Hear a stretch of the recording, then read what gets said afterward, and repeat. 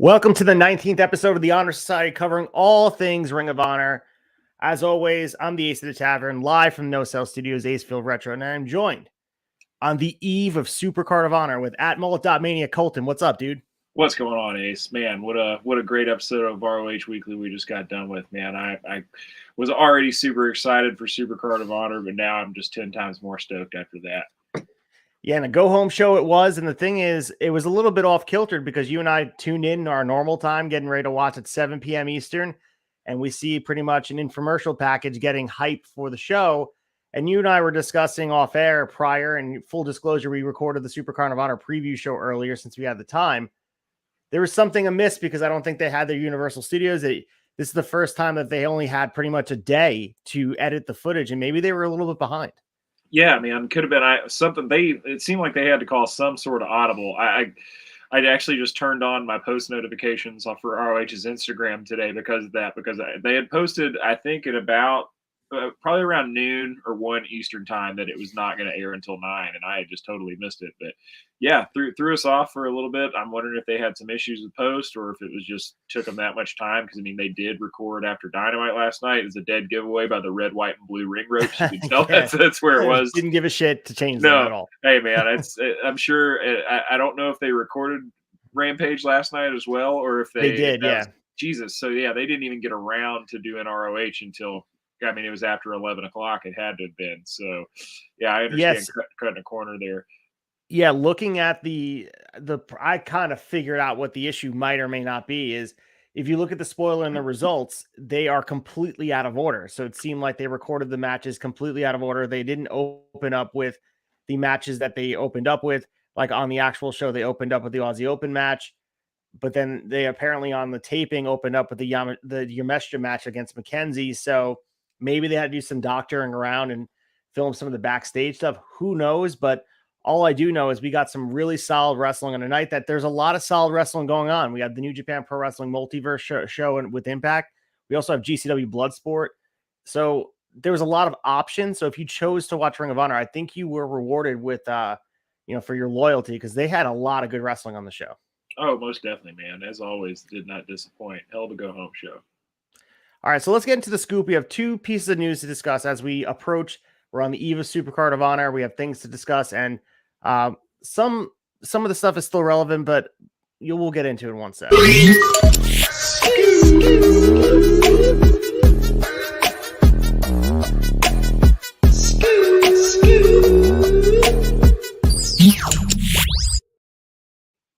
All right, so this would have been our biggest set of news here prior to this show, but it seems like it's a foregone conclusion at this point. You and I were guessing about the new title belts, but Tony Khan revealed during a chat, hyping up the ROH show on the Tim and Eli Battleground podcast, talking about the Ring of Honor show.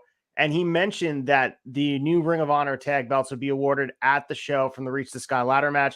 We saw on this show the debut of the new Pure title, the new World title. The women's title looked the same.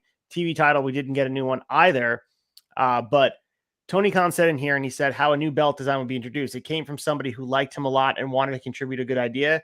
It's really something that Mark Briscoe thought was a great idea, and that was important to me too. Having Mark's opinion, having his buy-in made this all the difference in the world. It'll be new belts. We retired the old design. So now that we have now the information in our brain about what the new titles look like, what are your feelings about retiring the old design that the Briscoes last held? I mean, I think it's only right to retire the old design, man, especially, with Jay's passing. I think it's a huge sign of respect to have Jay and Mark be the last guys to hold that physical iteration of the belts. I think it's the right move, and I'm excited to see the new ones. So essentially, he went on the show and he was hyping up, and I mean, the product speaks for itself. We'll get it of the matches that were tonight. If that didn't sell you on, you're never going to be sold because of the people that they were hyping here with Vikingo on the show and Blake Christian and the Lucha brothers were on this show. There was a lot of people, and they pulled out all the stops at this. Of course, it was taped, but it was the next best thing. It was the night before, not taped in bulk. Yeah, I mean, it was had a really, really big show feel. Like, I know a lot of times, with go home shows, especially for WWE, it's just kind of recycled. You're not getting necessarily too much exciting happening because you've already had the storylines beat into you for 4 weeks or more over and over. It had a really big show feel tonight, and they did, like you said, they pulled out all the stops. So it was also reported on the Wrestling Observer Radio that Brian Cage is rumored to be finishing up with ROH at the SuperCard of Honor event. He's apparently working on a handshake deal because his deal has expired. So unless he signs a new deal, he'll be done at SuperCard of Honor tomorrow night. Presumably, this would mean the Embassy will lose their ROH six-man tag team championship match to Blake Christian, AR Fox, and Metalik. You and I, again, full disclosure, did our preview show prior to this, discuss like the hodgepodge team that was AR Fox, Blake Christian, and Metalik. And we'll go further in depth tomorrow talking about Brian Cage, but what are your thoughts here? And do you think they can get something done prior to SuperCard of Honor or maybe after? I mean, I think that they pose a fine threat to take it off of them. I mean, if anybody's got a shot to take it off the Embassy, I think that the team of AR Fox and Metalik and Blake Christian have a good enough shot. I mean, it'll be interesting to say. I mean, I think that Brian Cage's future is going to be the deciding factor in this for sure. Like, it depends on whether or not he's going elsewhere. I mean, if he's sticking around, I don't see a reason for them to take the belts off the Embassy. Those guys are an absolute force to be reckoned with, and they're kicking ass and taking names. And I've been a fan of everything they've been doing so far. So we'll definitely talk more about Brian Cage, and I think a lot of what happens will be told in this match if they take the titles off the Embassy at SuperCard of Honor to a team that, let's be honest, I mean, I know they've done a couple week of build, but they are a throw-together team that have just been put together, and that, as we mentioned on the pre-show of SuperCard of Honor, is pretty much an indictment on the six-man division and its future, and I'm not sure if it has a lot of legs if this is what happens and these are the people that hold the title, but there's a lot that remains to be seen, but of course we'll discuss that further as we go on. But the last piece of news here is Maria Kanellis-Bennett, and she was talking about her role in the ROH locker room, believe it or not, as a veteran. So she was speaking with WrestleZone's managing editor, Bill Pritchard. She was asked if she had any creative control in the new era of ROH. She laughed at that and said, I don't. I always have to tell the girls backstage, especially the one that are coming in as extras, I am here strictly as talent. Now, do I help where I can as a mentor or friend? Yes, I do. Certain moves that I've seen done a million times, if somebody's learning it for the first time, do I help with that? Yes. And then she goes on talking about the organizational part. She said, like, if I know the show is running slow or fast or whatever, do I go tell the girls, like, hey, you probably want to get ready or your match is coming up, that kind of stuff? I do. Do I stand there like a motherly figure to pat them on the back? Yes. So she doesn't have an official role in that capacity. And there are a lot of veterans in that ROH locker room. Go down the list with Jerry Lynn, BJ Whitmer. We see them as the judges for the Pure Championship, but also a lot of personalities back there that are really helping mold the young minds. But this is another person, Maria Kanellis-Bennett, that can help develop the young women in the wrestling in the women's division. Yeah, man. I mean, I think we see a lot of really good talent in the ROH women's division. I think there's some, with Willow, Trisha Dora. I mean, we've got some really, really good, talented women's wrestlers coming up, and I think they're only going to benefit from having somebody like Maria Kanellis back there. Also, we've seen Madison Rain backstage a little bit too. It's really great for them to have that opportunity to have those veterans back there to be, to be under their learning tree and to have that opportunity. I'm really excited about the future of ROH's women's division. So she also discussed about how she feels at home. And this is sort of the same conversation we had about what the new ROH feels like in the separation from AEW. And everyone's been complimentary of Tony Khan's era of that. But there's also a very big difference between what ROH and AEW feels like, and not only on screen, but it seems like behind the scenes. And Maria Kanellis-Bennett was a huge piece of what they started to do with the Women of Honor. So he leans on those people, he being Tony Khan, pronouns pal. He has an ability to put together a division, and she's someone who had a huge part in the old ROH, and there's a lot of familiar faces, and she mentioned that in this quote. So we'll see if she plays a role going forward. I know she's on screen as with the Kingdom, and she's a manager role. But it's nice to have veterans and those that can be listened to in the back that can provide insight, especially to the young talent, the ones you mentioned before. Yeah, most definitely. And I'm digging her in this manager role, but I'm hoping to see her maybe get some in-ring work as well. All right, so let's get into the ROH TV results and talk about them. I don't have the scroll here because you and I have been doing a lot of podcasting in the last 2 hours, but we're going to go over the results and give you guys everything you need to know about this Go Home show. And I'm just going to say it right now, if you are not subscribed to Honor Club, you should go out right now and do this, if not for anything, for this episode. There's a lot of great wrestling. There's going to be a lot of great wrestling this week. But, I mean, I'm not sure as far as pound for pound on a TV show, you're going to see a lot. As far as free TV goes, there's not much that is going to compare to this. This was insane. We talk about no commercials. We talk about the pacing. But Ring of Honor brings the fire every single time on your TV. Yeah, they pack more wrestling into 2 hours than any promotion I've ever seen. I mean, obviously the no ads helps, but man, it's an absolutely packed show. And like, what a way to open the show with none other than mine and yours favorite tag team duo today, Aussie Open, Kyle Fletcher and Mark Davis going up against varsity athletes Tony Nese and Ari Daivari. And of course, Smart Mark Sterling. I will say I was happy that we didn't at least have to hear the Trustbusters music opening the show this week. True. But man, Ari Daivari, make up your mind, brother. Are you Trustbuster or are you a varsity athlete? You know, you're doing a little too much for me. You know, pick one. You're taking up too much of my screen time with all your fractions and teams here. But man, this was I mean, I never get sick of watching Aussie Open work. This was a great match. Caprice Coleman, or as Riccaboni referred to Kyle Fletcher as the Ferrari, and then to Mark Davis as the tank, which I like. Oh, yeah. That was the perfect way to describe their dynamic and the way that they work in the ring. Yeah, in this match, you mentioned as far as pacing, and if they edited the show, and I don't believe this opened with the tapings, there's a reason why this got, as far as the pacing of the show, this is an opening match. And this St. Louis crowd, we mentioned on Wednesday, and the guys on the wrap-up show, and also the flagship was Chad and Hawk this week. They talked about the crowd in St. Louis, and they were hot from the start, and they were popping to everything. They were reacting. I even think back to the Orange Cassidy match against Matt Hardy to open Dynamite. They definitely knew who a lot of these characters are. And we'll talk about when Vikingo's just name popped on the screen, how much there was people literally jumping around in excitement. So there was a palpable energy on a go home show. And despite this being taped, obviously they're not in LA. They're not in, like, it's not a tourist crowd. They were really hungry for this product.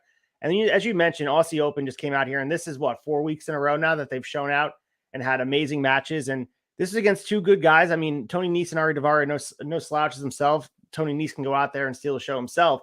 But Aussie Open's offense is what, again, I highlight as the pretty much what this match was about. And there was a lot of tag team moves, but there was also, as you mentioned, the tank and the Ferrari, emphasizing speed and emphasizing power, and then showing really this was not a squash match, but it might as well have been. Like they were just in there to really build momentum towards this ladder match. And we'll see the other tag teams in action later. This was to emphasize the importance of these guys going in, so we didn't know who would win the ladder match. And everyone's going in with a lot of momentum. Aussie Open more than a lot of teams. And as we mentioned on the picks for the show, it would not shock me to see Aussie Open walk out with these tag titles. No, man, they're definitely my pick. I mean, I'm not going to be upset with any result, but definitely Aussie Open, I think, is a front runner for sure, man. Gosh, there was that one spot outside the ring where Fletcher hit Smart Mark with a super kick, and then Davis hit him simultaneously with a big boot, and they just flattened him, man. It was awesome. I tell you what, I never get sick of seeing that finisher. The Coriolis, man, was so good. I mean, pretty quick finish, like you said, not exactly a squash, but it might as well have been. Really good showing for Aussie Open. They were super hyped, and like you said, that crowd was super hot, and like we've taken into account, like we said, they taped Rampage after this. This is the third fucking show this crowd has sat through, and like they're still as hot as they came in on Dynamite, which is just incredible. Shout out to the fans out in St. Louis. Yeah, St. Louis, one of the best baseball towns. Today's opening day, so we know they love their cards, but they also love their pro wrestling allegedly. So, yeah, the ending saw the assisted cutter on Daivari, and then they ran him into each other, which I have to appreciate the tag team offense. We see a lot of that. FTR obviously has a lot of tag team offense, but it doesn't seem like anyone like Aussie Open does. Not just a finishing move with coordinated movement. It's part of their whole offensive strategy where they're constantly cutting off the ring. They're throwing guys into each other. There's an offensive flurry about them that feels chaotic, but also controlled. And like we mentioned, it's the speed and power thing. I mean, I know we're putting over Fletcher and Davis a lot, but I mean, if you have not watched them on this run and you're familiar with their work, this is on par with any of the work they've done in New Japan Pro Wrestling. It's just speaks volumes about really how they feel about Aussie Open by they're putting them over every single week, and they're giving them the outlet to showcase themselves in extended squash matches, in longer form matches. I'm really been impressed with them.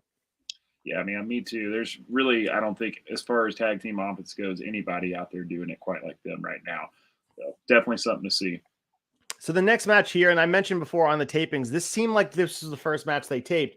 And it was Miyu Yameshita versus Sheza McKenzie. And Yameshita, she's been on ROH TV before. I don't believe on Tony Khan ROH, but she's also been on AEW Dark. And this, again, was a very extended squash match. And this was just to get Yameshita some action in there. Some high-hitting spots here. Not much to say except Yameshita gets the win after spinning roundhouse kick. Yeah, again, just showcase match. Another person to add to this women's division. I can't complain because they're kind of stacking up talent at this point, Colton. Yeah, most definitely. And like from, what little offense that Sheza McKenzie got in, man, I thought looked really, really good. I mean, she's pretty stiff. She got herself a Northern Lights suplex in there. I thought that was good stuff. But yeah, man, that kick from Yamashita really just knocked her. She sold her ass off, man. But yeah, it was quick, decent showcase. From what we've seen out of some new talent, though, man, like because when the match came on, McKenzie's already in the ring. She has no entrance. That's always a good indicator. Like, oh, this is about to be just a squash. And I think Ring of Honor's been doing a pretty good job of not doing like a straight classic squash. I can't really think of one that we've seen. Like everybody's still at least getting 2 to 3 minutes of offense in, even if they're really nobody that we're haven't seen before. So like I said, I liked what I saw out of McKenzie and excited to see more of her, hopefully. Yeah, and it feels like when we have like a losing effort, and they do this well on Dynamite too, that if there's a person that is not so much a local talent, but there's someone you usually see on Dark, they do their best to put some offense in there. And of course, McKenzie had a little bit of offense. She tied her up in the rope. She hit a set of kicks. She got a near fall with a high cross body, but that was it. And then Yameshita went to work and finished it off. But the next match, this was like a classic squash where this was, again, just to build up Brian Cage and the Embassy and Toa Leona and Khan with Prince Nana in their corner. They took on JD Griffey, Dak Draper, and Arjun Singh. And this was no offense on the other side. And this was absolutely just a mauling. I mean, Leona followed with a senton on the apron and Cage finished thing off with the outside in a superplex. Absolutely just a mauling to build up the 6-man tag. And we'll see them later in the night during a segment. This is to build a little bit of steam for them. I know they've been winning matches. They've been on our TVs, but there's not a lot of momentum behind this match against, AR Fox, Blake Christian, and Metalik. It's been built over like the last few weeks. Feels thrown together to me. But again, they're established in the Embassy, especially going in. If they're going to lose, at least they're feeling like they're going in strong. Yeah, fair enough. This was like the only match, or one of 2 matches on the card for me tonight. I'm like, man, why are we really having this match? Does this match really need to be here? But I think you bring up a good point. Like I said, I mean, this has still been, we were only 5 weeks of TV leading into this pay-per-view, so we haven't had a ton of time to build this story. And, another showing of the Embassy just being, absolute powerhouses that can, mow over whoever gets in their ways. Not a bad thing to have. But yeah, this one was an absolute squash. Like I didn't even get a chance to catch the guys' names. They flashed it up on the screen, and I didn't even get a chance to figure out who was who, except for Dak, who had his name on the back of his trunks. Yeah. Well, I mean, they didn't pick up the license plate on the trucks that hit them on the way through. But again, the 6-man champs going in strong. And if Brian Cage is on his way out and that's it for him, at least he's going to make the other guys look strong going in. It's not just a foregone conclusion they're going to, because the Embassy's been booked strong. I mean, if Brian Cage stays, there's no doubt that they're defending and they're going to remain champions. But if he's not going to be there, they have no choice. And I think they've booked themselves in a little bit of a corner with the 6-man division. Because as we mentioned over and over again, it feels like there is no 6-man division.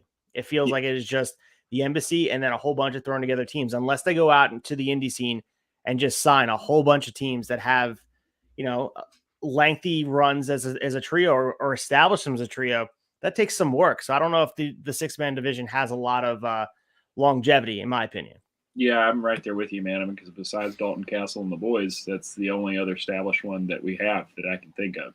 So, I mean, and like we said earlier, maybe we're not giving a fair shake to Metalik and Blake Christian and AR Fox. You know, they're just getting started. I've liked what we've seen out of them so far. So, you know, maybe they are going to really become a cornerstone of this 6-man division. We'll just kind of have to wait and see. But yeah, I'm right there with you. There's a lot of space and a lot of development that needs to be filled to really justify keeping these belts around, as while also simultaneously having a trios title scene in AEW.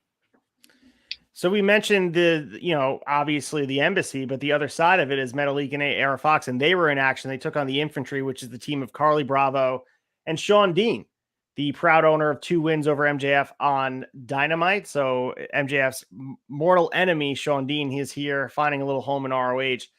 And this was, again, the same way to build the embassy strong.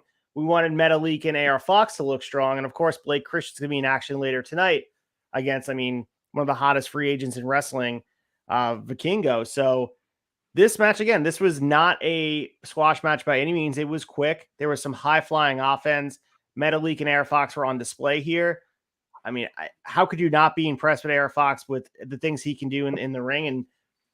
And in his short stint in AEW, the things that we're seeing from him, he obviously teamed with Top Flight. He is impressive in singles action.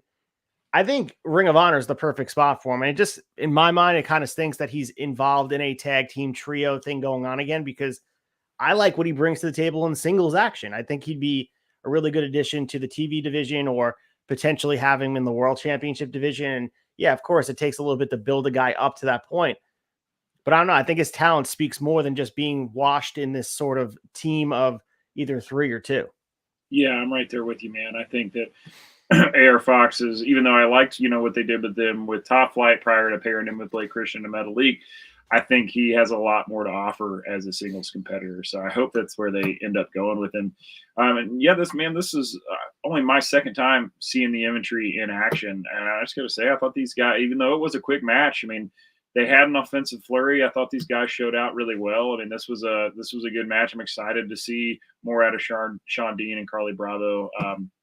Hopefully, after we get past this Reach for the Sky ladder match and crown new champions, we get to see them maybe take a little bit more of a fixed seat in the tag scene, because they've definitely got some chops. Yeah, and again, AR Fox and Metalik going in with some momentum, NBC going on with some momentum. That was the goal here, and they definitely achieved that going forward. And of course, we'll see Blake Christian. He won't, spoiler alert, get the win from Vikingo, but in a lot of ways, he got the most momentum from that match. He looked like the equivalent to the AAA mega champion, and sometimes that's better than a win. Yeah, most definitely. Just being able to elevate you and put you on the same level. So we have the ROH Women's World Championship on the line. Athena taking on Emi Sakura. She has Mai Segura and a key in her corner. And we were talking about this before going on air, and this is a match that we highlight. Of course, we're familiar with Athena. We're familiar with Emi Sakura, of their work. And it's kind of ironic that GCW Bloodsport was happening in cohesion with this at the same exact time, because this match could have been very well on this other card, GCW Bloodsport. And I mean that in the best way possible. It was definitely one of the best matches of the night. It was intense. It was hard hitting. It was absolutely nonstop action. And really, if you look at what you took from this, and of course, Athena was never going to lose. She's going into the pay-per-view as champion, and you're not going to have her lose on the go-home show. That wouldn't make any sense. But I pulled away that Emi Sakura deserves a spot on this roster in full-time capacity, because even if you see her on AEW Dark, I posted a reel of her going at it and really stealing the show on an AEW Dark match, which doesn't get a lot of play, but it had me going to seek out a YouTube show to see what she was doing. She continues to impress. And she had me believing for a second in this match. And of course, logic says otherwise, that Athena obviously was going to win. But there was a piece of me is like, wow, Emi Sakura is getting the most offense against Athena, because don't forget, she was a really dominant champion this whole run. She hasn't really given a lot to anybody. And Willow had her match with her, but even Willow didn't get a lot of the same offense that Emi got. And man, this was awesome. This again was hard hitting, and these ladies went at it and crushed it. Yeah, man, this was a contender for match of the night for me, for sure. This was really, really good. It kind of felt like a real treat that we were getting it on weekly TV, and this felt like this absolutely could have been a pay-per-view championship match. And I was right there with you, man. Like, of course, it makes no sense whatsoever to take the belt off of Athena on the go home show. But there was multiple spots in the match where I was like, oh shit, man, Emmy's got a shot. She's gonna get this. And yeah, was very impressed with her. One thing I noticed before the match even started, Athena had no light up jacket coming out tonight. First time in weeks that we've seen her without that. All business tonight. All business tonight. And I'm not crazy about the light up jacket, so maybe she's hanging it up for good. Wouldn't hurt my feelings one bit. But yeah, I thought Emi Sakura.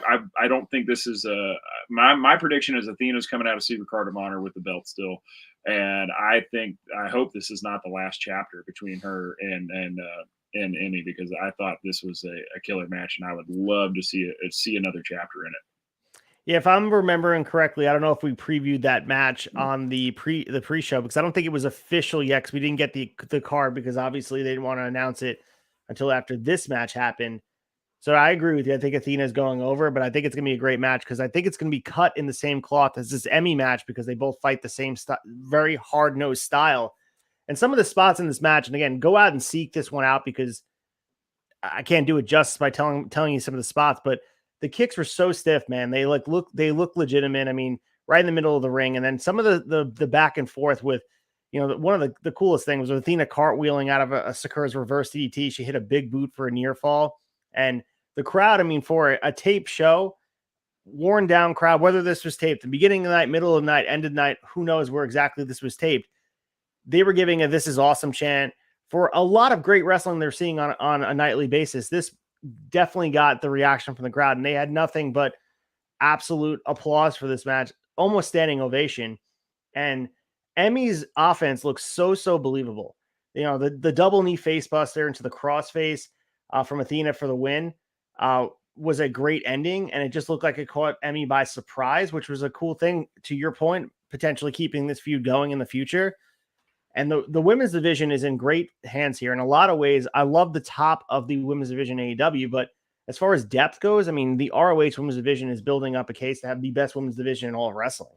Oh, 100%. And I think I can't really think of another heel like Athena in wrestling right now. She's just such a killer, man. I mean, she's scary. And some of especially every single match at the end, man. I mean, she's grabbing somebody's almost half lifeless hand and shaking it, but then she's usually trying to beat a little bit more into him on the way out. She did the exact same thing here with Emi Sakura, but just so happened that Yuka Sakazaki came out and stopped her. I was really happy we got to see Yuka here, because we have not seen her. You and I both talked a few weeks back how the setup for this match was kind of odd, because there wasn't really any setup at all. Athena just kind of called her out backstage and then kept getting in Lexi Nair's face and touching her face with the mic, which was kind of awkward. But yeah, it was cool to see Yuka tonight, man. She came out. Security came out and tried to break them up. Obviously, you got to protect the match, got to protect the pay-per-view. Man, she jumped off the top rope and not only took out Athena, but straddled one of the security guards completely. So I hope brother's all right there, because he definitely got his shit rocked a little bit. Yeah, when pull-apart brawls work, they really work. And this was an example of it where it really built the intensity. And I think this is an example that ROH has a chance to really showcase. I wouldn't say it's not really about casual. It's about having the mix of the AEW fan coming to consume the ROH product.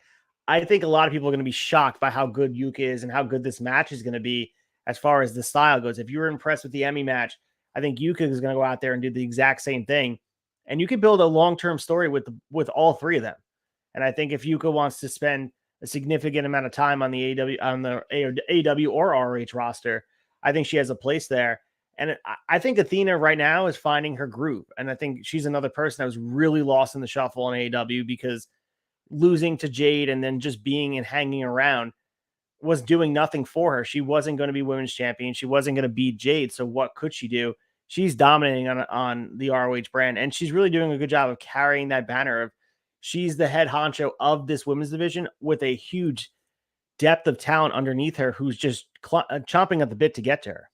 Yeah, she's I think you hit the nail on the head. She's really finding her groove, man, and really leaning into it. Really looking forward to this match. I think it'll definitely be a contender for top 2, top 3 matches on the whole card. So this next match here, it's hard to do the play-by-play because this was a constant flurry of offense. It was absolute chaos. And I mean that like because of the personalities in here and because of the amount of people in the ring. We had the Kingdom, which is the team of Matt Taven and Mike Bennett, taking on LFI, which is Roosh and Dralistico, with Maria Kanellis-Bennett and Jose the Assistant in their corner, taking on Top Flight, obviously Dante and Darius Martin, and the Lucha brothers, Ray Fenix and Penta Miedo. So the first time we're seeing the Lucha brothers on the new ROH, we had them. They were the first team announced for this Reach for the Sky ladder match. But this match, absolute chaos. This was a really good job of really setting the stage and setting the tone for what this ladder match will be. And you and I mentioned on the pre-show for SUPERCARD of Honor, you want to open up the show with the fast-paced match, setting the tone for the night that it's going to be nonstop action. And I think the ladder match is the choice. If this is going to be what it's like, strap in. This was just everything and more without the ladder involved. Yeah, most definitely, man. This is when I first saw that this match was on the card. This was the other match where I was like, man, do we really need this match tonight? Because personally, I just got nervous. I'm like, shit, what if somebody gets hurt and then all of a sudden the ladder match is in jeopardy? Like, do we really need to see 8 of the 10 guys that are involved in this in a match together?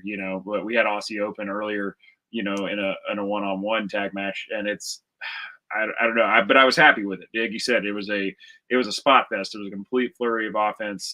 Nice little preview. And man, the pop for Lucha Brothers from the crowd was insane. And this is the first time they've been on ROH TV since in the new era of weekly TV. I think that, them being the first team announced definitely primed the crowd for them to have a huge pop. I mean, they get a huge pop anywhere they go, but yeah, it was especially good pop for them coming out. This is going to be the best show open of the pay-per-view I can think of in a very, very long time. The other thing I really enjoyed was Ian Riccaboni on, and this is what AEW does it because Excalibur is like a student in the game, but Ian Riccaboni is one of the best in the business, and he brings up the history so well and weaves it into the story of the match. If you guys didn't catch it, he talks about how Matt Taven lost the ROH world title to Roosh, and which is his partner tonight. So setting the drama, obviously they're going to be against each other in the ladder match, but also there's that ingrained history that he once took the grandest prize from his shoulder.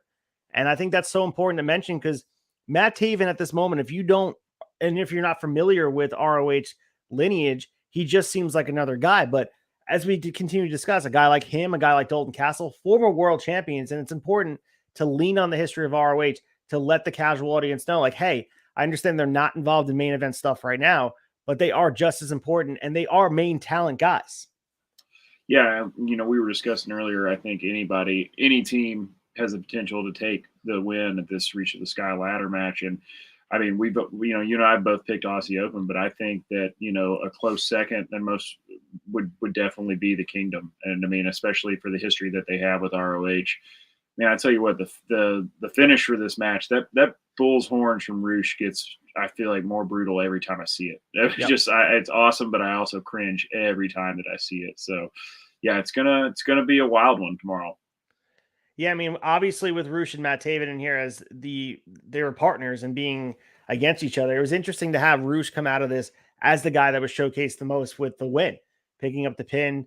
And with the Springboard Destroyer from Dralistico, just again, everyone's offense was showcased and they all had their little piece of this match.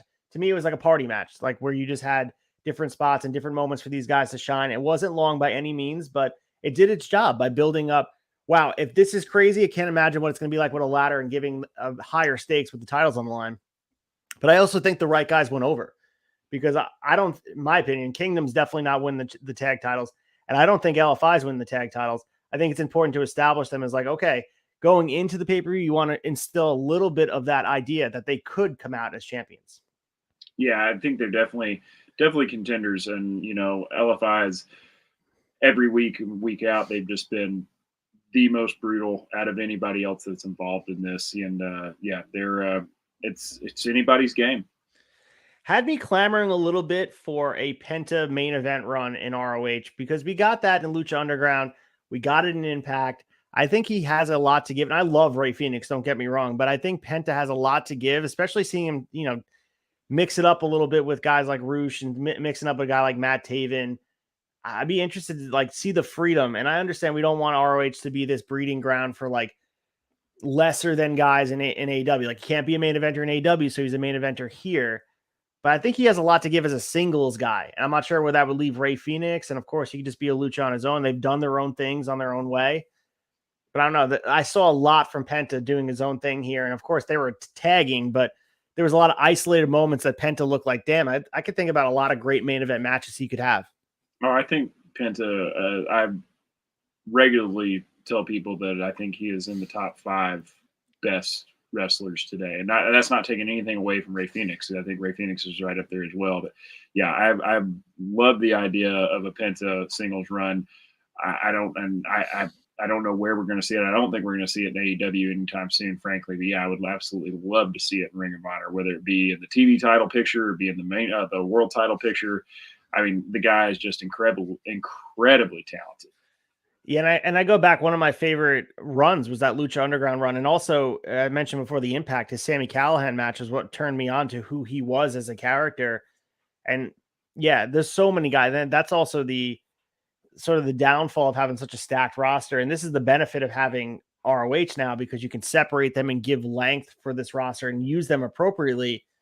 But to think like the talent that you had just in AEW before you had this for 3 hours of television, it's just not enough time to showcase all of these guys. These are the best in the world. These truly are the best workers in the world, and they could be the top of any card. And sometimes we can go weeks without seeing the Lucha Brothers work. So it was cool to see them here. I don't think they're going to be in ROH long term, but it was exciting to see them here because they got that big superstar pop that people weren't really expecting to see them with the ROH brand there. And like, oh, that was freaking cool. So I don't know. I liked it. Yeah, I think they're going to, earlier, a couple weeks back, you and I were kind of saying this is, Lucha Brothers, the only team that doesn't exactly make sense to be in this mix. And I think that's really why they're here, is to get that, kind of superstar level pop, feel like even whether you're an ROH fan or not, past or been keeping up with it, if you're a wrestling fan, period, you know who the Lucha Brothers are. And it's going to add a little bit of what's the word I'm looking for? A little bit like of prestige for sure. Yeah, a little prestige to this.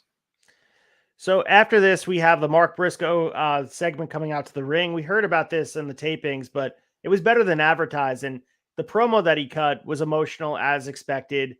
And he's not known as a mic guy, but you could hear the raw emotion in his voice. I mean, he's obviously saying he's going to win for himself, his kids, Jay's kids, and forever anyone who's ever rolled with the Briscoes. He said that winning the TV title is not only his destiny, it's pretty much a guarantee. And Samoa Joe got on the video screen, Contron, if you will. He said that Briscoe had forgotten who Joe was, and then Joe will quickly remind him at SuperCard of Honor. I go back to the history of the Briscoes and Samoa Joe. Story writes itself. I'm sure the announce team is going to do a beautiful job during this match to reference the SuperCard of Honor main event that we had between Jay Briscoe and Samoa Joe for the ROH world title. And I'm sure that's going to be weaved in as far as ROH history. As I mentioned, they do such a beautiful job doing that. What are your thoughts on this segment as far as building up the match? Yeah, I thought the segment was great, man. I mean, I caught most of the SuperCard of Honor intro packages that they aired at the normal time, and I was really touched by the segment with Mark and him being in the living room with his kids and Jay's kids and talking about the scene with his dad and everything. And I thought it was great, man. I thought it was a really good segment. I think that it's this is the only match on the card where it's like this is 100% a no brainer. That Mark's walking away this title, and like we've beat it to death that there's not going to be a dry eye in the house, in the crowd or in the ring when this happens. And even more so, what I liked was what happened right after this when Dasha Quintas was backstage interviewing Jay Lethal. She was saying he had asked for this time back there, and he said he wanted to say something to Mark, and he was like, this has nothing to do with Satnam or any of the guys, or Jeff or any of the guys that I'm running with. He just wanted to let he was giving Mark words of encouragement, saying, this is your destiny and you need to go win this belt and bring it home for Jay, because we all know how close that Jay Lethal and Jay Briscoe were. And I was actually at the Dynamite in Lexington, Kentucky, where Mark had made his AEW in-ring debut and had that match against Jay Lethal. And man, I mean, you could see it, just the emotion on Jay's face during that match. I mean, you know, you do your best to hold it in, man. But I mean, he had tears running down his face the whole match. I mean, you know, you can tell that, you know, this isn't just affecting Mark, it's affecting the entire locker room. And, you know, especially, you know, Jay Lethal too. I thought it was really cool that they added that segment, because it added a layer of reality to it that just really made it hit home, made you hit you in the feels in a really good way. Yeah, and especially since Jay Lethal obviously is a heel on AEW television, but it blurred that line of kayfabe where Jay Lethal came out there and storyline be damned, I want to be involved in this. And again, it created I don't think it has anything to do with kayfabe. It just was a legit piece to this to make people understand this is bigger than pro wrestling. This is bigger than the TV title. This is about honor and the legacy of his late brother. And man, it's going to be emotional. And I think it's going to be an awesome moment to see Mark get that singles run as a champion, but it's bittersweet. There's no way around it. I mean, you miss Jay Briscoe every time you see Mark in the ring because of just their legacy and how much they brought to the world of professional wrestling. But I'm happy to see that Mark's going to get this moment. But man, it's gonna be a lot to handle as a fan. Oh, most definitely. I'm gonna have my tissues ready. So we have the ROH Pure Championship on the line, and this is Wheeler Yuta against Leon Ruffin. And similar to the Women's Championship, obviously the title's not changing hands, especially not to Leon Ruffin. This is just a guy, and Leon Ruffin, I like his role on this card. I really do. And I think he has a place on this card. He's not beating Wheeler Yuta right now. Wheeler's on such a run. We have BJ Whitmer, Dean Malenko, Jerry Lynn as the judges for the Pure Championship. You can't ask for better guys than that. I mean, love seeing Dean Malenko on my screen. Huge Dean Malenko fan. Jerry Lynn as well, ROH legend, former ROH champion himself in the main event. And then BJ Whitmer. These are guys that I love. It brings such a legitimacy to the Pure Championship rules that it's not just referees. It's guys that have been in the trenches, some of the best technical wrestlers of all time. And yeah, I can go on forever about it, but obviously the winner of this match will go on to defend the title against Shibata tomorrow night at SuperCard of Honor. And we have that new design of the Pure Championship. So you and I, again, full disclosure, we recorded the SuperCard of Honor pre-show, and you and I were talking about, hey, we have this lead. Since they're doing the tag titles, we know where they're probably going to do the other titles. They wasted no time. They debuted these titles. What were your thoughts on this Pure Championship? Did you like it? Did you feel like it was an upgrade, downgrade? I don't know, man. I hate to say it because I haven't been disappointed by a belt that Tony Khan's brought to my screen yet, but I think it left a little bit to be desired, man. It didn't really, I don't know if I'd go as far to say it was a downgrade, but it definitely wasn't an upgrade. It seemed pretty lateral. Like it's just really not a lot there. And I mean, basically some texturization of the outer lining of the main plate. But I mean, I was expecting for us to be getting new belts, man. I got to be honest. I was expecting a little bit more. I agree with you. And we'll get to the world title in a second. I felt like there was, I don't know, there was no pomp and circumstance for it, especially since you just came out with it. And I understand you want to ease right in. You don't want to make it about the new belt, but there needed to be some level of cohesion to the titles. Because like I said, it was a mixed bag of logos. You had the Sinclair logo, you had the original logo. They were all over the place. And I think they're going to replace the Women's Championship, the TV title, as we mentioned, the tag titles. That was announced that Mark is going to be presenting them, I guess, before they get hung up at the ladder match. I wasn't a huge fan of this title, and I don't think it was a bad title by any means. And I don't think the original Pure title was the best title either. Like, I think that left a little bit to be desired. I think the world title that Roosh had prior to the one John Gresham had, the one that Claudio was holding, I think that to me was a great world title. I don't like that logo, but I think if you would have the bigger plate, not that I'm going to get into full belt talk here, but the bigger plate to me screams world title. Both of these titles look very similar. The Pure title and the world title look way too similar. Not as prestigious. I think the words prestigious or grand, like there was nothing grand about either one of these titles. Yeah, right before we were talking about it right before we went on air, and like besides the fact that I know the Pure title says Pure in the middle, is really kind of hard to tell them apart. Like the main plate on the heavyweight title is smaller than the older one that Claudio had been carrying around, and I'm not for making that shit, man. If you're gonna do anything, make that plate bigger, make it bigger and grander, for the world title. And yeah, I don't know. I just think they both leave a little bit to be desired. You know, it'll probably grow. I mean, personally, I was a big fan of the pure belt. I thought it was one of the coolest looking belts in wrestling. So I definitely think this one is a little bit of a downgrade, but you know, I mean, they don't look as bad as the WWE tag team titles, you know. So there's at least there's that. You know, it doesn't look like a couple of fucking nickels strapped to a you know, a red or a blue leather strap. So could be worse, I guess. No, 100%. They're not horrible. If you guys have not seen them, you'd be like, "Oh, you guys are burying them." I'm not trying to. I think, like Colton was saying, I think that the hopes are so high because every title that's come out for AEW has been so beautiful. Like that, they've knocked every single one of them out of the park. Go with the AEW World Title, the International Title, the TNT Title. I love every single title that Tony Khan's brought to the thing and brought to the dance. But I don't know. Maybe my expectations were too high. And again, maybe they'll grow on me. Maybe it will take some time. But seeing them, my initial gut reaction, little underwhelmed. But as far as underwhelming, that you can't say that about this match. And they gave a lot for Leon Ruffin and Wheeler Yuta, and they had some time here to do their thing. And obviously, the announcers make the connection of Yuta using the foundational hold of the training in New Japan as a call out to Shibata with the Cobra twist and using rope break to get that. That was a nice piece of the storytelling. Ruffin got some stuff, like he used springboard to get away from Yuta, and like the whole story of the match was this Yuta locking in the submissions, and eventually the crossface was too much for Leon. Taps out to Wheeler Yuta, but after the match is where the real story is here. Yuta got on the mic. He just talks about the names he's beaten before, saying that Shibata's efforts wouldn't be enough. With that being said, Shibata comes out to the ring. Crowd reacts hardcore to it. Yuta tries running him down, but Shibata ripped the microphone out of his hands and went nose to nose before Yuta left the ring. Really awesome segment. Awesome to see him here. And we saw him obviously last week, but seeing him face to face and going nose to nose with Yuta made it seem real that we're going to get this in action tomorrow. Yeah, it was really intense, man. I was not sure we were going to see Shibata tonight, but yeah, him, the way he grabbed and smacked that mic out of Yuta's hands, I mean, it really turned the heat up on it quite a bit. I'm really excited for this match.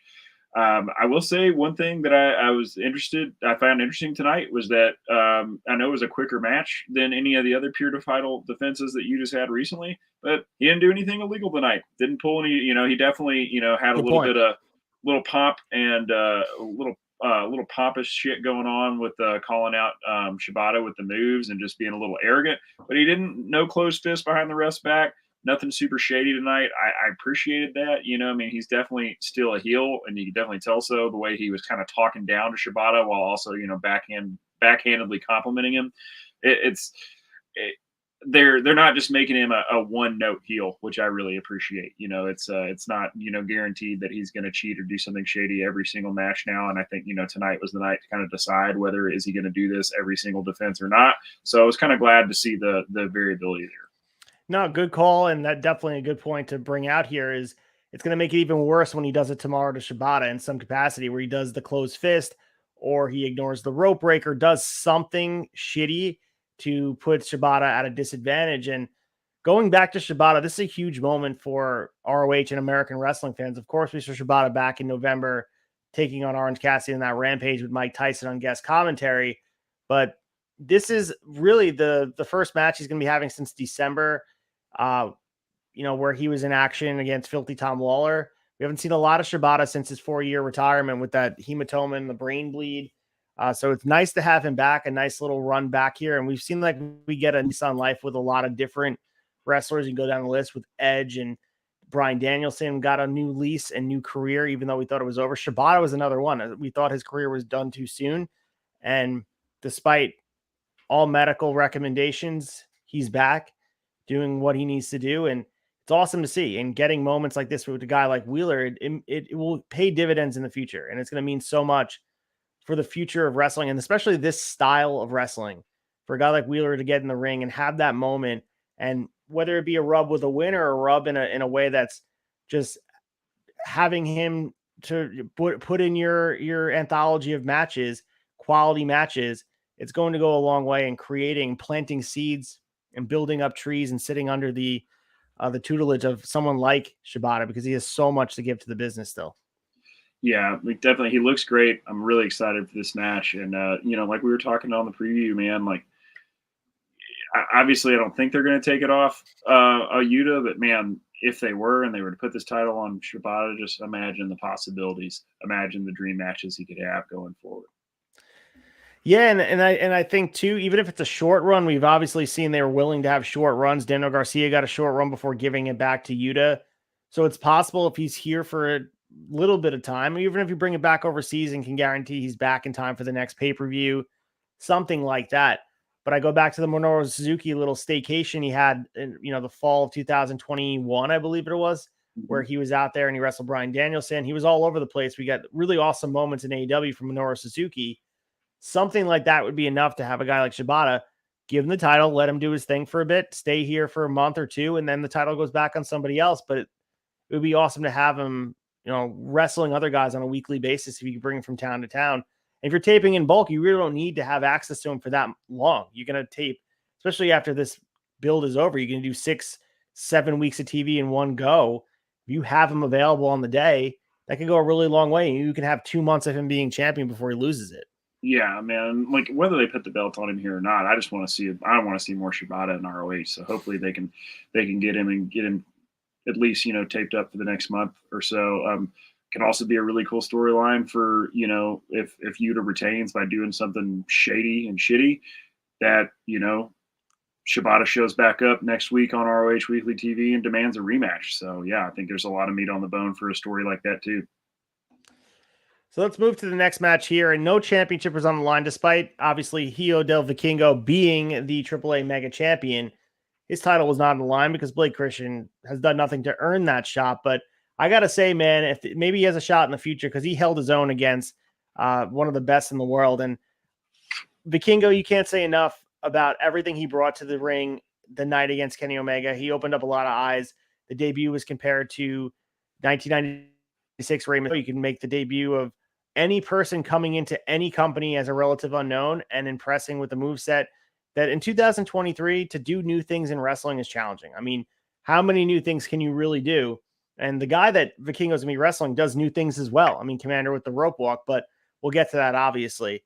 But he is jaw-dropping. Vikingo, the things he can do in real time with no safety net. There's no rope. This is not like Cirque du Soleil without, there's a people underneath you with some padding. This is a guy going out there and just hitting absolute nonsensical. It makes no sense that this guy's body can move in the direction it was. And the crazy part is Blake Christian kept up with him. An absolute fantastic showing from Blake Christian in a losing effort in a lot of ways, even though his counterparts got the victory in an earlier match. Blake Christian walked her out smelling like roses in a losing effort. I fully expected Blake Christian to keep up with him here, just especially, from what we've seen out of him these last few weeks on the weekly show. But I don't think I expected him to keep up with him to the level that he did. I think that this really, really elevated Blake Christian. And if it didn't elevate him in your eyes, it should have. Hijo de Vikingo is that guy's, he made the top 10 of the PWI 500, and a lot of people are like, who the hell's this kid? Well, if you've seen anything from him in the last couple of weeks between AEW and ROH, you should know why. And I don't think he's exiting the top 10 anytime soon. That guy is going to be in the top people doing it in wrestling period for a long, long time. And the fact that Blake Christian was able to keep up with him the way he did, man, when Christian hit that Spanish fly on the outside, that just blew my mind. I did not see that coming whatsoever. Like for a minute, it seemed like a blown spot when Vikingo came down, and it was like, oh wait, no, Christian was just that damn fast. Like he got out of the way and then came back around and caught him with it. Man, it was like I said, I think it really elevated Blake Christian, and we were saying like, oh, where's Blake Christian fit in? Is he going to kind of stay with this hodgepodge 6-man tag team, or is because I think he has a lot more to offer as a single competitor. And man, I think if tonight was any indication, like you can go ahead and start adding Blake Christian to maybe that top 20 realm of the PWI 500 moving forward. Yeah, and the thing is with Blake Christian, for those unfamiliar with him, he's a staple on GCW, and he gets immense heat with the GCW audience, and it might be something to do with going on to greener pastures, sort of like that ECW effect, like you're leaving us. But he gets booed, and he plays a great heel character in GCW and leans into it. So obviously he's the go hard baby face here where everyone just loves him and he's happy to be there. But my point being is in GCW, he has more texture to his character, so he could definitely play different roles. And I still stand by that the feud he had with Moxley where they didn't put the title on Blake Christian was a mistake. Like obviously I like what they eventually did from getting from Moxley to Nick Gage to Masha Slamovich. But I think at the time, Blake Christian was ready for that championship moment. And I think that's where everything went downhill. That being said, I think he has shown the ability. I mean, he was in the weekend of Chicago where he was at AEW for All Out weekend. I think he was doing dark matches. He was at the Ring of Honor show in the past on the 0 Hour. So he's had a couple cup of coffees with AEW. And I think he is signed with AEW and ROH full time to the point where he's going to be here. And I agree with you, man. I think he's very impressive. The things he can do in the ring, he's really shored up in just a short period of time because I've been watching a lot of Blake Christian and his GCW run and just seeing how much he's learned in the past, let's just say 6 months since being involved in this bigger production of knowing where the hard cam is, selling a little bit better, moving a little bit slower, and understanding psychology, and then add in with the natural athleticism that he can keep up with a guy like Vikingo. The sky's the limit. I mean, truly, both these guys are like springboarded, like they got spring-loaded shoes that they're able to. You mentioned the Spanish fly on the outside, but what about the Spanish fly off the top rope where they both landed on their feet? Dude, yeah, that was insane. The probability of them pulling that off is so slim. like I can't believe that they both stuck the landing, man. Like, I mean, that's a real risk they took there, but they fucking nailed it. And that just speaks to the talent of both guys. And man, yeah, I mean, Christian hit a lariat and tried to follow it up with the powerbomb. Vikingo rolled through and hit him with that absolutely mind-blowing Frankensteiner, man. And I mean, that was just, the finish was incredible. And I mean, the show of respect that we saw from Vikingo at the end of this, he helped Christian up, shook his hand. I mean, obviously, we expect people to adhere for the code of honor here on ROH, but this one definitely had a lot of respect behind it. And it was really glad to see it. Yeah, it goes a long way. It was awesome to see the Frankensteiner end the match.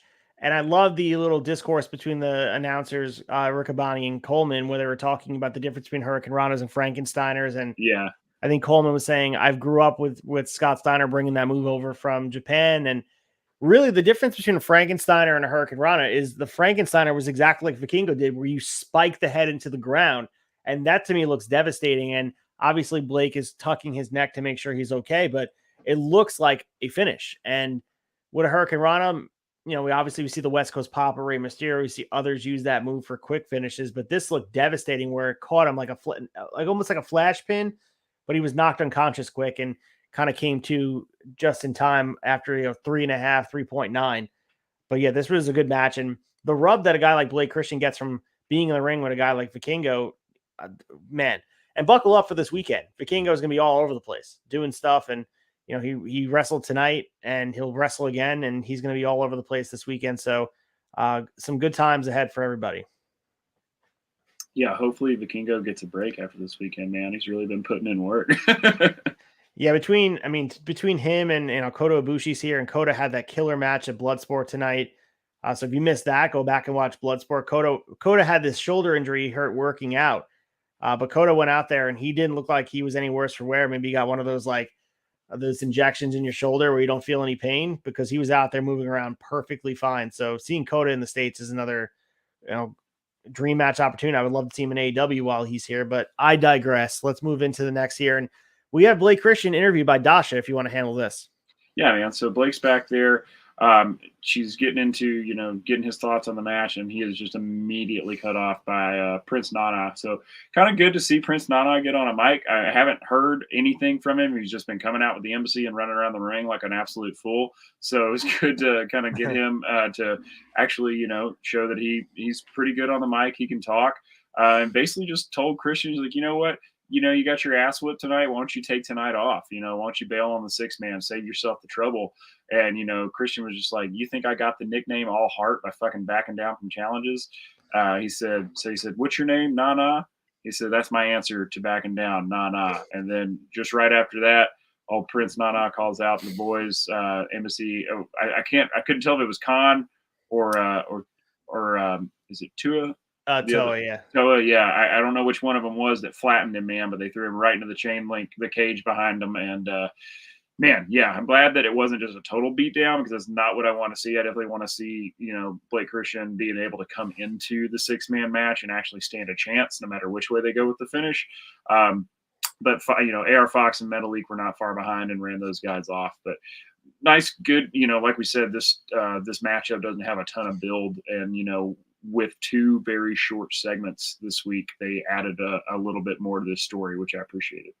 Yeah, there's definitely a little bit more personal touch to it with obviously attacking him in the back and all that stuff. And Blake Christian coming off that match with Vikingo is going to be, a lot of momentum. And as I mentioned before, sometimes losing efforts can be more momentum than winning if done right. Right. So we move into the main event here. And this was a lot of fun. Chris Daniels took on Eddie Kingston. And this was, as expected, a showcase match for Eddie Kingston. But the main part was Eddie Kingston went in this match as a professional wrestler. It wasn't the Eddie Kingston that is the hard-nosed, stiff. He was going in there wrestling like Claudio. And what was most impressive about this is he kept up with Chris Daniels. And of course, that's the story they're trying to tell. But Eddie gets the win quite clearly. But the story's after the match where Claudio coming out. He came out with the new ROH title, as we mentioned. A little bit underwhelming, as we mentioned before. Not going to bury it too hard because it might grow on me. I think I was just expecting something better. But yeah, this was a nice build. And then the crazy part is they really teased at the end that they were going to have this match right there in St. Louis, or to the point where Eddie Kingston pulls the ref in, Claudio takes off his shirt, he's unbuttoning it. And then Claudio obviously ducks on the rope. Like, we're not doing this. The announcers were selling it like they can't give away their pay-per-view match, which was awesome. And then Eddie grabs the mic and he's just unhinged. Like, he dropped a few F-bombs. He was forgetting name. Like, he was all over the place. And that adds to the authenticity of Eddie Kingston, though, in a lot of ways. It makes him endearing when he gets on the mic and he just feels like he's driven by passion. That's what I love about him.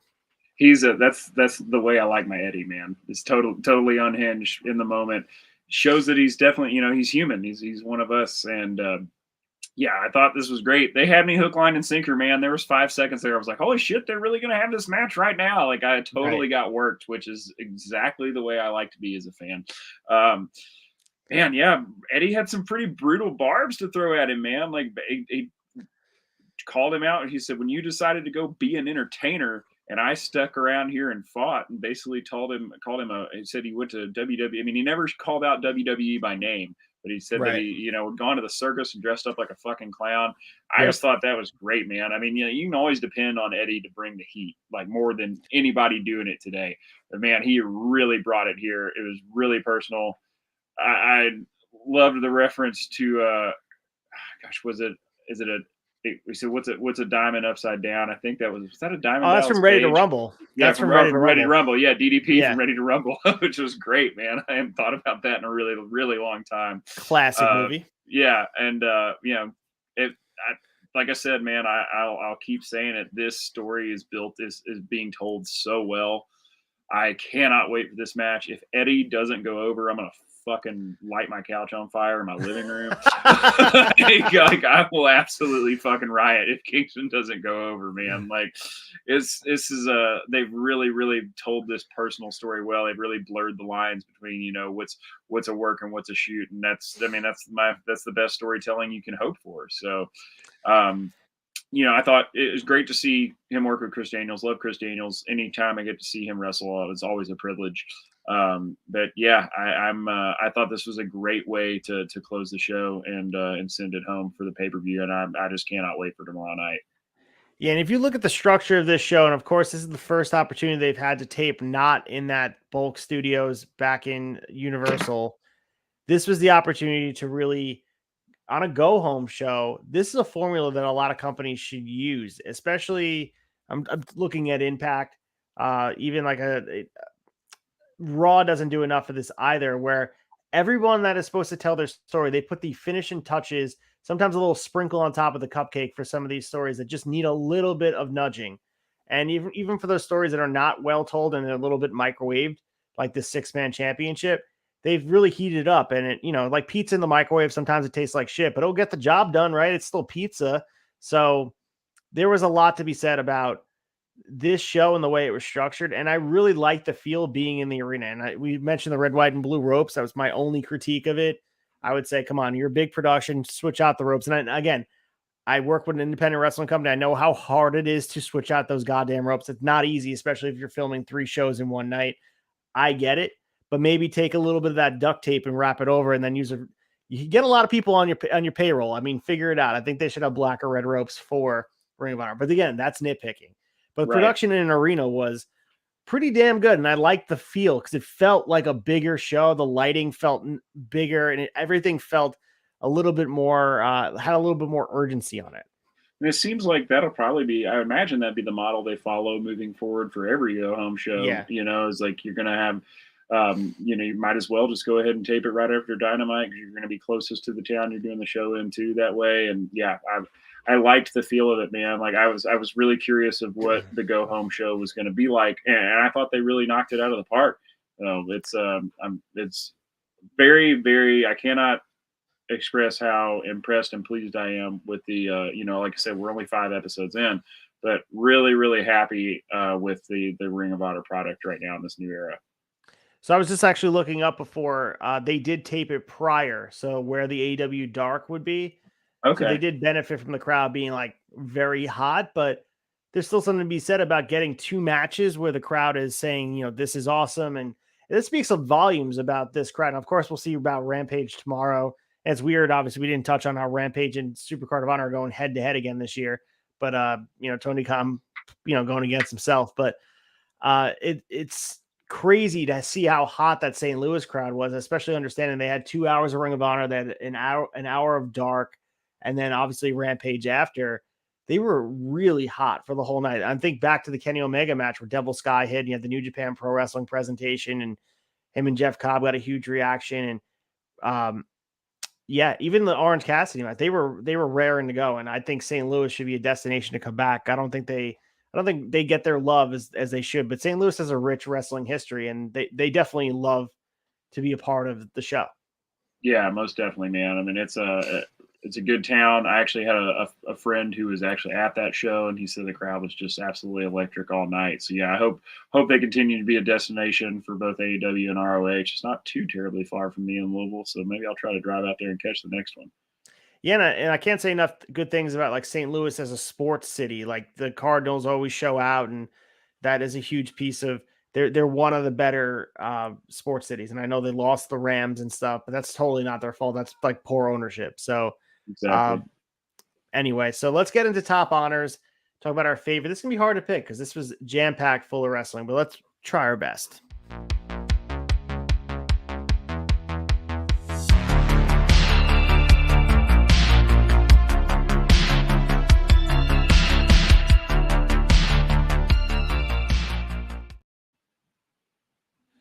All right, so top honors. Let's pick our match or segment of the week. We'll start with you, Colton. What was your favorite takeaway from this go-home show?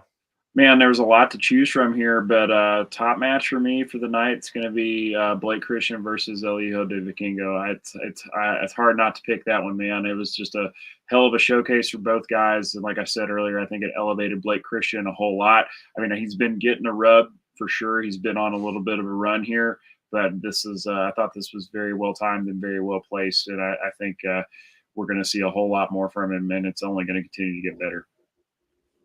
Just for the sake of arguing, I'm going to say a different match. That match was incredible, and again, seek that one out. But for me, ROH Women's Championship, Athena and Emi Sakura. This was, again, as I mentioned before, this could have fit on the Josh Barnett GCW show that just put on the Bloodsport show. Hard hitting. Absolute, just snug and stiff. That's the way they laid it in there. And this should be the bar for the women's division as far as intensity goes. And this was a title match with, as we mentioned before, foregone conclusion. Everybody and their mom knows that Athena's winning this match. There's no way that Emi was going to win this match, but they got you to believe by the middle of this match that there was a chance. And that speaks volumes to the storytelling, to being captivated by the characters in the ring, and then also advancing the story for Yuka, Sakazaki, and Athena, and then maybe putting this one on hold. You put the Emi Sakura thing because she came out of this match looking better than she came into it in a losing effort, similar to Blake Christian. It's masterful storytelling, and that's the way pro wrestling should be. It's not about winning and losing sometimes. It's about coming out looking stronger. And Athena held her own against the Emi Sakura held her own against the champion. And, you know, I was a huge fan of this match. If you're going to seek out two things from this program, obviously check out the Vikingo match, but also check out this women's match. Do not skip it. Go out and seek it out. Yeah, I thought it was a great showing from both women. Like I said, man, this better not be the last chapter between Athena and Emi Sakura, because I want to see more. So let's get into honorable mentions. We're going to talk about the one I recommended last week, and I have another match to recommend for this week. Although there's so much wrestling to watch, I should give you a break, but homework is homework, Colton. That's right.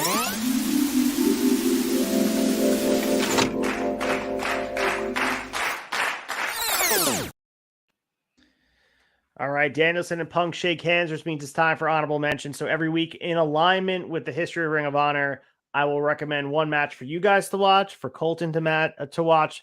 And what was the match that we had for you to check out this week? So we had James Gibson versus Bryan Danielson, which was Glory by Honor 4, which was 2005. Man, so all the matches you've recommended to me so far, like I said, they're still going back and put in the back catalog on the Honor Club app. So I've been watching everything on YouTube.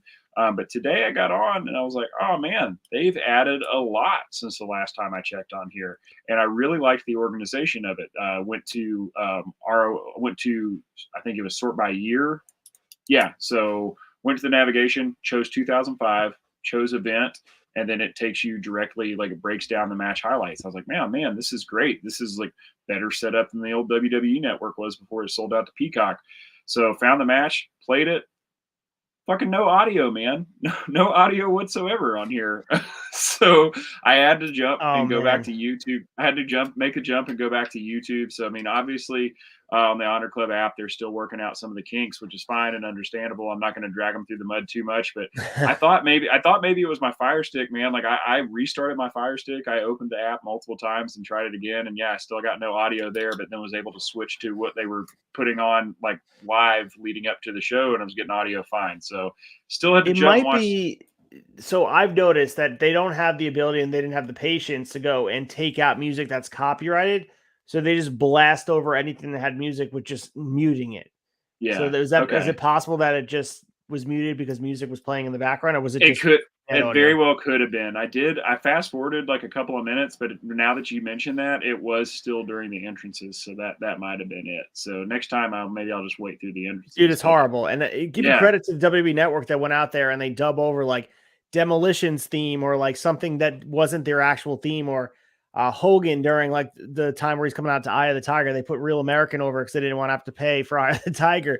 Like you don't remember. Like it's crazy how. It's just crazy how much detail needs to be accrued with these compilations and these video packages. It's insane.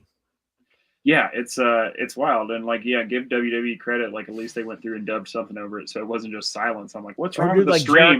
Jericho and WCW coming out to break the walls down because they don't own whatever theme he was coming. Oh no, in ECW instead of coming out to I think he was Seven Dust song. Yeah, exactly. Yeah, and he was coming out to the Jericho, the WWE theme. It's so funny to see like walls of Jericho break the walls down in ECW. It's funny. but yeah, man. So I jumped to YouTube and picked it up. This was a great match, and I mean, obviously, you're not recommending any duds to me, but I was always really enjoyed Jamie Noble's work in WWE. But I've always thought he was a great worker, and I feel like he kind of got lost in the cruiserweight division in his time over there. Not that the cruiserweight division was, but you had Eddie Guerrero, Hurricane Funaki, a lot of guys, Spike Dudley. I mean, you had some good workers in there, but that was just it. It was the cruiserweight division. They never really got to venture outside of it and, work with any larger guys or anybody that was, a little bit bigger up on the card. So I was really excited to get to see some of James Gibson's ROH work. At this point, man, he's 2005. He's in incredible fucking shape, man. I mean, he looks great. Like, and also just him and Danielson are a great matchup for size and wrestling style. So, I mean, it was just all around. This was a really, really great match to watch. they referenced, I'm not 100% sure who was on the call. It didn't sound like it was Riccaboni but they referenced that Gibson actually had a WWE contract at this time. Did I catch that correctly? It's very possible that he was coming back, but he had been released at that point. So do the math from 02 to 04, he was in WWE, and then 05, he might have been coming back. Or maybe they were referencing that I don't know if he was coming back or if he was going to work for them as an agent at that point soon Very after, possible, or what. for sure. Yeah. But either way, I thought that was kind of cool that, they mentioned that, and, it just kind of added to, the lore behind of, how much respect James Gibson had for this title and for Ring of Honor itself. I thought it was a really, really great match, man. I mean, the first like 7 or 8 minutes is basically like wrist locks and mat holds between these guys. I mean, it was a wrestler's wrestling match for sure. But there were some really explosive spots. Danielson hit Gibson with a shoulder tackle. Danielson did a monkey flip, and then Gibson reversed it into a Northern Lights suplex. Like some really, really cool shit that you wouldn't get to see unless you had a matchup of guys like this who are very similar size and very similar styles. And Gibson sells his ass off in this match, man. Like, I think it was about 13 minutes in. We're outside the ring, about 13 minutes in, Gibson looks like he's got this match in spades. Like Danielson's just beat down, doesn't look like he has much of anything. But about 2 or 3 minutes later, they're outside the ring. Danielson's got James Gibson's arm wrapped around the barricade and just comes running in with a boot, and like the facial expression on James Gibson's face. I mean, it looked like he was about to fucking cry, man. I mean, it looked like he was at his wit's end. It was Danielson. I didn't know that at this point Danielson was doing the off the top rope headbutt, the old Chris Benoit finisher. Oh yeah, which is always kind of a rough one to watch anybody do. He missed it. He got a lot of height the first time he attempted and missed it, and then the second time he hit it, I mean, there was no faking it. There was no space in between. I mean, he headbutted the shit out of him, man. Like, he got his bell rung really good there. But let's see, yeah. It's just the crossface chicken wing for the finish was, I mean, there was multiple times in this match where I thought it was going to go either way, but like, I have not seen that move in a long, long time. You said it best. Bring this move back, man. Like, I want to see this because it is a great finish. I don't see how anybody lasts 5 seconds in that hold. It looks so damn uncomfortable. But I mean, yeah, this was a really great setup. This started Danielson's, it was like a 400-day reign, I think. Yeah. 400-plus day reign as Ring of Honor champion. Defended it like 30-something times. Like 38. An epic run. Yeah, just like absolutely crazy, man. And like, yeah, this was a killer match. This is a wrestler's wrestling match, man. And if you're like me and most of your experience with James Gibson is him as Jamie Noble in WWE, absolutely go back and watch this one and dive deeper into. I've already made myself a list of other Ring of Honor matches from James Gibson that I want to go back and watch, because the guy's an incredibly underrated worker in the grand scheme of things, as far as I'm concerned. Like, and I think he still works for WWE as a backstage agent. I think. I believe so. Yeah, he was obviously on screen as J&J security. So he was a producer, and sometimes when they're producers, they get on screen roles. I have another good Jamie Noble match. You might have seen it during that 02 run. His Cruiserweight Championship, him versus Hurricane, King of the Ring 2002, just sticks out in my brain as far as that era of cruiserweights. And great match. It was, I think, with the opening of that King of the Ring, that's the one that Lesnar won King of the Ring, and Lesnar versus RVD in the finals. So yeah, really good match. But that's a good pay-per-view from top to bottom. Yeah. Last time King of the Ring was relevant in my brain, and I still stand by that, despite them trying to reinvigorate it over the course of the last 15, 20 years. Yeah, man. This was a great match. Thanks for the recommendation. The YouTube video I found was actually like a compilation of some of Danielson's best matches. I didn't catch which pay-per-view it was on, but the next one coming after it, I have it bookmarked because it was Danielson versus Lance Storm, and that's all I needed to hear, man. I know it's going to be a banger. Yeah, Lance Storm, underrated worker, similar to Dean Malenko, as I mentioned before, too. My favorites growing up, and a lot of people didn't understand why. When I was a kid, I loved the tag team in 03, William Regal and Lance Storm, when they were tag champs. Yeah. Absolutely epic. But as far as the match I have recommending for you, it's another SUPERCARD of Honor match from 2017. And this match has a lot of prestige and history with wrestling because it's the Young Bucks versus the Hardys. And if you remember, this is the night before or 2 nights before that they return at WrestleMania to that huge pop as a surprise entry in the ladder match. So they had double duty this weekend. And this is built up for a long time with the Bucks and the Hardys. This was expected that this match was going to be the finale of their feud. It was rumored they would come back to WWE. And I think at the time when the match happened, going back 6 years ago at this point, everybody thought it could happen, but it was denied. And the fact that they were working this ladder match made people believe that there's no way they're going to come back and work another ladder match a few nights later at WrestleMania. But this was important for ROH because it was in front of a record crowd. This was SuperCard of Honor 11, 11, Lakeland, Florida. And of course, always ROH is piggybacking off of the ROH, the WrestleMania weekend. So they're in Florida. So that was also adding to the, seeds and the cheese for the rats, as Chad would say. So the Hardys had won the ROH World Tag Titles from the Young Bucks in an impromptu match a month earlier at an event called Manhattan Mayhem. And the ladder match, which was voted by Match of the Year in a lot of circles by ROH fans alone, and also Meltzer had it up there as far as one of his match of the year in a year that had a lot of good matches, by the way. There's 2 ladders side by side in the ring, and the Bucks are on top of one and the Hardys on top of the other. And after a struggle, the Bucks simultaneously super kicked the Hardys off the ladder, pulled down the belts that were hanging to become the 3-time ROH champion. Just the finish and the symbolism of having both teams, past and present, standing next to each other on the ladders. And after the match, Matt Hardy gets on the mic, and he tells the Young Bucks they're the best tag team that he and Jeff ever faced, putting them over to, springboarded them to where they are. And of course, the Young Bucks were already the stars that they're today with New Japan Pro Wrestling, but this was also like very akin to passing the torch to me. And then this is the precursor to a thing like AEW, giving the confidence to the Bucks to team up with Omega and Cody and Tony Khan and create Ring of Honor like that. It's insane to think about. From this moment, 2 years after this, they start their own company, and then Matt Hardy's working in it, Jeff Hardy's working in it. It's crazy, but love this match. It's in spirit of SuperCard of Honor, one of the best matches they had in history, one of the best tag team matches I've ever seen. Hell yeah, man. I've definitely seen clips of this match, but I've never seen it all the way through, and I'm stoked to watch it. I love both teams. I mean, obviously there would be no Young Bucks without the Hardys. Right. And really, really looking forward to watching this one. I'm a sucker for a ladder match, period. So yeah, really, really going to get stoked for this one. So let's get to final handshakes. We'll preview the show we have for tomorrow that we already taped, and we'll also get ready for the weekend of wrestling and say what else is going on in the tavern.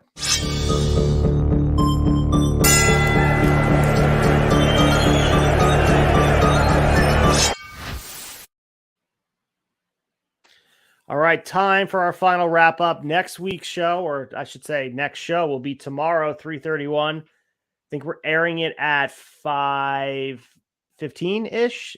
Yeah. Depends on how long we went. I think it was an hour 15. So we also have a whole bunch of stuff coming on. Obviously, the Tavern. Shot of Nostalgia is airing right after that. We're going head-to-head with SuperCard of Honor. So, God damn it, you're going to get your fill of WWF 1998.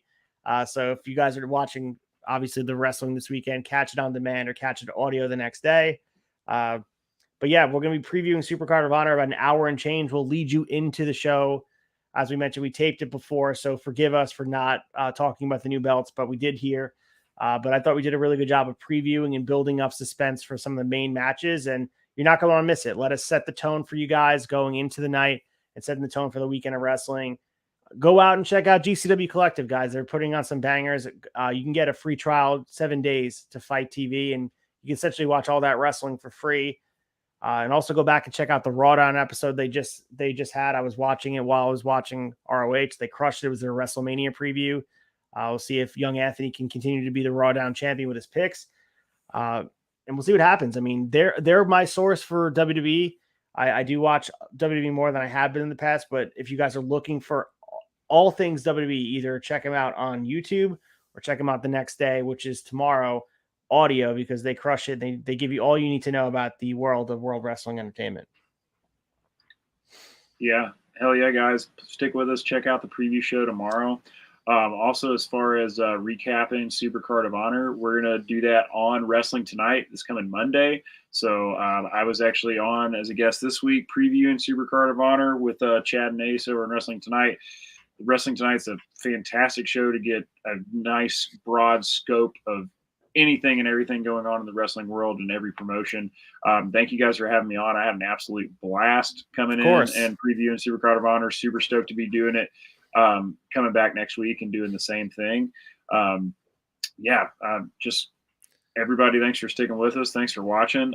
Go to theturnbuckletavern.com. Please like, subscribe, leave us a review. Apple, Spotify, YouTube.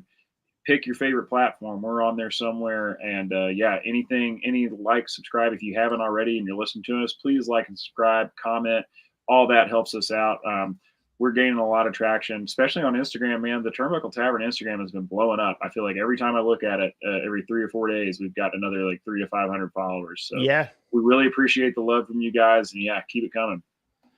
Absolutely, guys. And cheap plug for myself. Go check out my link tree.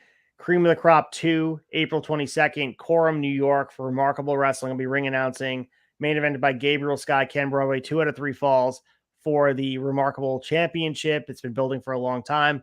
Can't wait to be out east as far as Long Island goes. We've been going out west for the shows and looking forward to the future of Remarkable Wrestling. If you're looking to be training to become a pro wrestler, they're opening a school June 1st out in St. James, New York. So if you're looking to get into the business in any capacity, you can DM me. You can DM Remarkable Wrestling. We'll get back to you and we'll give you the information, the pricing. It's going to be a great, it's a great deal. And it's something you don't want to miss. And the best knowledge we talk about the guys that are wrestling now, but Kono is one of the best teachers you could ever have. Kono Kabuchi, who's done a lot in this business and he continues to do a lot in this business, still, working and doing amazing things. So check it out. Remarkable Wrestling. Follow them at Remarkable Wrestling on Instagram. So that being said, man, I hope you enjoy WrestleMania weekend. Even though to me, the highlight is going to be SuperCard of Honor. Everything's downhill from there, in my opinion. Quick question, Colton. I know you're not a WWE guy. Cody or Roman, who's winning? God, man, I've been going back and forth. I feel like if you'd asked me 3 weeks ago, I'd have been Cody all the way. I ended up somewhere in the middle. I'm going back Cody. It's got to be Cody. If it's not Cody, I'm going to be pissed.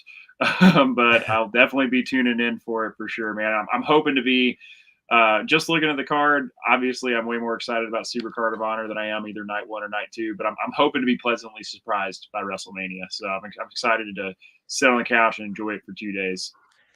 Well, that being said, guys, be safe. Enjoy all your wrestling, and it's going to be fun. This is what we live for, man. This is a Christmas for wrestling fans, but we'll catch you guys next week. Well, tomorrow. Catch us taped. We're previewing SuperCard of Honor. You don't want to miss it. And always abide by the Code of Honor. We'll catch you soon.